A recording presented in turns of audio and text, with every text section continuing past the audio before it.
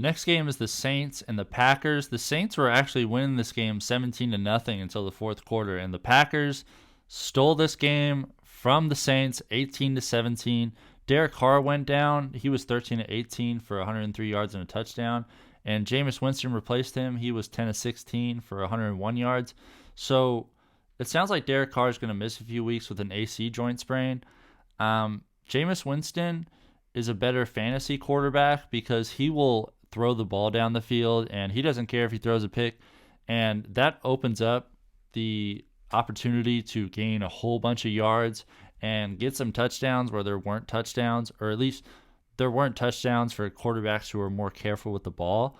So look out for Jameis Winston to be a decent starting option, but this game does not bode well for Jameis Winston on the field because all he had to do was get them in field goal range and they would have won this game. So I'm not sure if the Jets are going to go trade for him just yet, but look out for him as far as fantasy goes because, like I said, he's going to force some balls down the field. Kendre Miller had 9 carries for 34 yards. Disappointing stuff from him. Tony Jones had 8 carries for 31.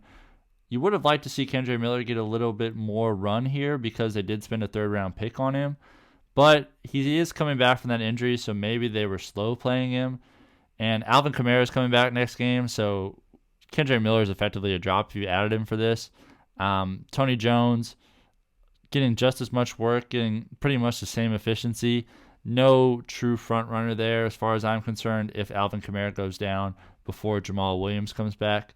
Taysom Hill had 4 carries for 12 yards, and Rashid Shaheed had 1 carry for no yards.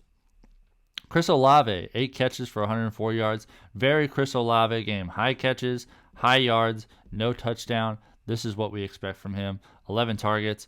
Michael Thomas, really solid player when he's on the field. 6 catches for 50 yards.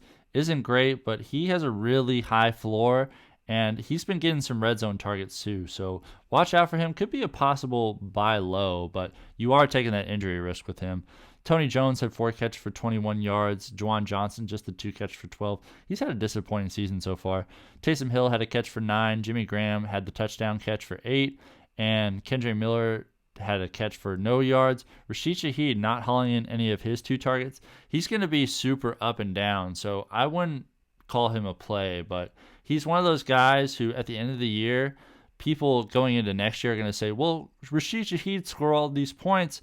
We should definitely draft him, but this is what he's going to do. He's going to have these super high spike weeks like he did, and now he has 0 points. So don't depend on Rashid Shaheed for consistent value.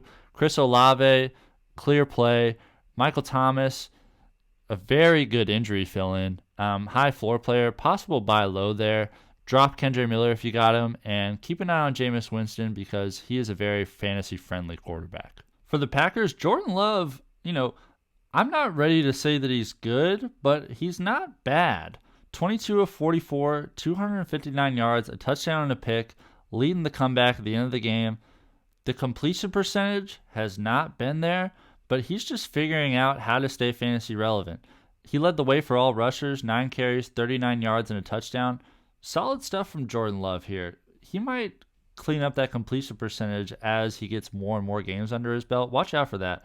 A.J. Dillon, disappointing stuff from him, but more of the same. 11 carries, 33 yards. No touchdown. That's the disappointing part. Keyshawn Nixon came in and got a carry for 11. That's interesting. Emmanuel Wilson had 2 carries for 6, and Patrick Taylor had 3 carries for 6. Romeo Doubs having a huge day. Interesting because he was covered by Marshawn Lattimore. 5 catches, 73 yards, and a touchdown on 12 targets. Just monster stuff from him. Adam, if he's on your waiver wire.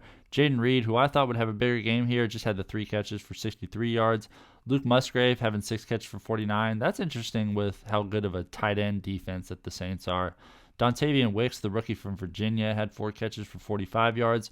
Patrick Taylor added 3 catches for 23. And Emmanuel Wilson just had the catch for 6. So add Romeo Doubs if he's on your waiver wire.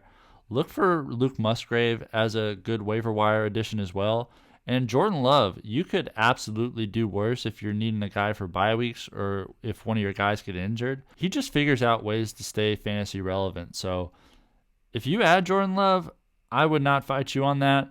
Really solid, not elite quarterback. You're not going to get elite production from him, but he just figures out a way to stay fantasy relevant.